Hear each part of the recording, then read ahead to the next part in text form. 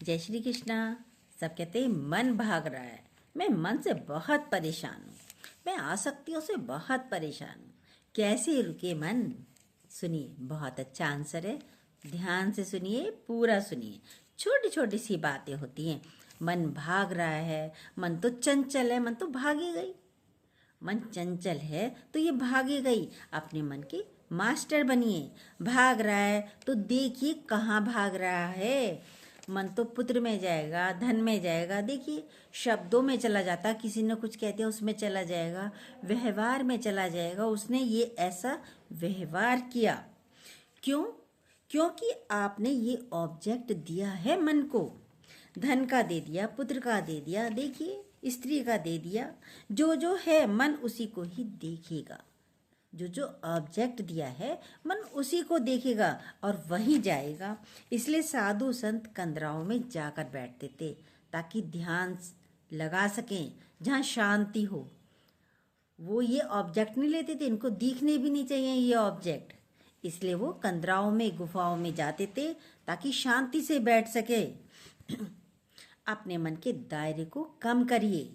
और सरल तरीका क्या है? इसको गुरु का, परमात्मा का ऑब्जेक्ट दे दीजिए। गुरु बनाइए जीवन में, ऑब्जेक्ट दे दीजिए। जहाँ जहाँ आसक्ति है वहीं मन जाता है। देखिए अपने मन को, जहाँ आसक्ति है वहीं मन जाता है। बड़ा खिलौना दे दो परमात्मा का।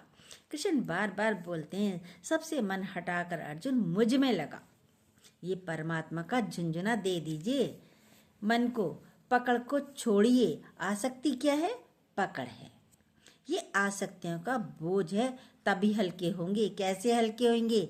एक गधे पर बोझ लादता चला गया, लादता चला गया, बहुत सारा बोझ लाद लिया। गधा थोड़ा तो चला, थोड़ी दूर और चला, जाके उसके बाद क्या हुआ? पैर नीचे हो गए उसके, बैठ गया नीचे। इतना बोझ दे दिया गधे पर कि वो चल ही नहीं पा रहा है। तो आखिर वो बीमार भी होगा, गिर भी जाएगा, मर भी जाएगा। हम लोगों का भी क्या होता है? इतने सारे बोझ लादते हुए चलते हैं।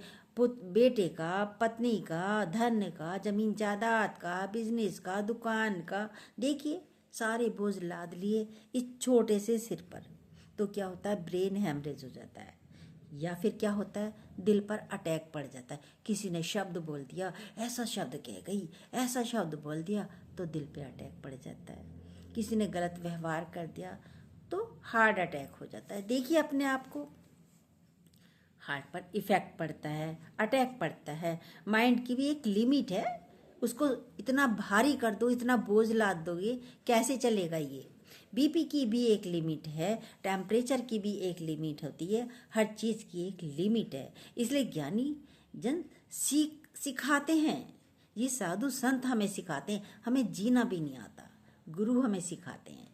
जब जीवन में गुरु आते हैं तो आर्ट ऑफ लिविंग, कैसा चल रहे हो, क्यों बोझ लाद रहे हो? कार्य तो खुद ही हो रहा है, क्यों कह रहे हो ये करना है वो करना है, पागलों की तरह भागे जा रहे हो? देखिए ये जो ध्यान की अवस्था है, संत लोग समझदार थे, क्या बताते थे? ओम ओम जपो, या दिया जला दिया तो उसको ही देखो। ओम ओम जपो तो ये बातें निकल गई। दिया भी देख रहे हैं तो ध्यान केंद्रित होता है एक जगह। बाहर से शब्दों को छोड़कर खाली उसी को देखिए, कहीं जिससे मन ना जाए। बोलिए क्यों सोच रहे हैं? सोच क्यों रहे हैं? कभी आपने अपने को शिक्षा दी? नहीं दी। दूसरों को शिक्षा दे देंगे, बेटे को शिक्षा देंगे, बहू को शिक्षा देंगे। रास्ते में चलते हुए भी बोलेंगे, ये क्या कर रहे हो, कैसे काम कर रहे हो बेटा तुम, ये गलत तरीका है। रास्ते में चलते चलते भी इतना भी इंतजार नहीं करेंगे कि घर पहुंचकर बताएं। आत्म सुधार कीजिए, अपना सुधार कीजिए। एक बुजुर्ग के घर गुरुजी गए। अब घर तो बहुत बड़ा था, नौकर चाकर भी थे, पर खुद ही भाग रही है, कभी कुछ कर रही है, कभी कुछ कर रही है, कभी कहीं जा रही है। इतना बड़ा घर, अब जाते जाते चलते फिरते कार्य करते करते वो थक गई, बैठ गई। तो नौकर से बोली, चलते चलते हमारे पाँव दुख गए। नौकर बोला, अम्मा फिर क्यों चलत हो? फिर क्यों चलती हो? गांव का था बेचारा। अम्मा फिर क्यों चलत हो?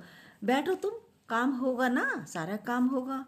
अपने मन से भी कह दे, क्यों चलत हो, क्यों भागत हो? काम तो हो रहा है, सारे काम होंगे। देखिए बैठकर कर्तव्य करिए बैंक की तरह। आसक्तियाँ हमें रुलाती हैं। आसक्तियाँ आ सकती हैं, जा नहीं सकती, सब यही कहते हैं। लेकिन जैसे आई हैं वैसे जाएंगी भी, जा सकती भी है। आसक्तियाँ कहाँ से लाए, वहीं दौड़ा दो वापस इन्हें। एक संत बैठे थे शिष्यों के साथ कमरे में, भाई कैसे जाएं आसक्तियाँ। गुरु हमें हर चीज़ समझाते हैं, कैसे जाएं आसक्तियाँ। सुनिए ध्यान से। एक संत बैठे थे कमरे में, कमरे में खिड़की भी थी। वहाँ पर एक पक्षी अचानक अंदर आ गया खिड़की से। अब गोल गोल घूमे जा रहा है, घूमे जा रहा है, घूमे जा रहा है। अब निकलना तो चाहता है, फड़फड़ा भी रहा है, पर निकल नहीं पा रहा, फड़फड़ा रहा है। थोड़ी देर में देखा, जैसे ही पक्षी खिड़की पर आकर बैठा, वैसे ही संत ने ताली बजा दी। अब ताली बजाते ही भाग गया, उड़ गया उधर से। तो कितनी अच्छी बातें बता दी। ऐसे ही आपका मन भी फड़फड़ फड़फड़ कर रहा है, गुरु की एक ताली से निकाल दो, आज़ाद कर दो ना मन से आज़ादी। मन आ रहा है, मन चल रहा है इसके साथ, तो इसके साथ क्या करना है, असहयोग आंदोलन करिए। इसके साथ जुड़िए मत, असहयोग करिए, सहयोग मत करिए। तुम चलो, मैं नहीं चलूँगा तुम्हारे साथ, असहयोग करना है, शुरू कर दीजिए। आप तो उसके साथ दौड़ना शुरू कर देते हो। देखो, मन की दौड़ तो हवा की तरह तेज है, पर आपकी दौड़ बैलगाड़ी की तरह, इसलिए गाड़ी की तरह आप तो धीरे दौड़ पाओगे, मन तेज दौड़ता है, इसलिए शरीर बिगड़ता है। वो तो स्पीड में दौड़ता है, मन दौड़ता है, इसलिए शरीर बीमार हो जाता है। इस तरीके से आप आसक्तियों से भी बच सकते हो और मन की दौड़ से भी बचाव हो सकता है।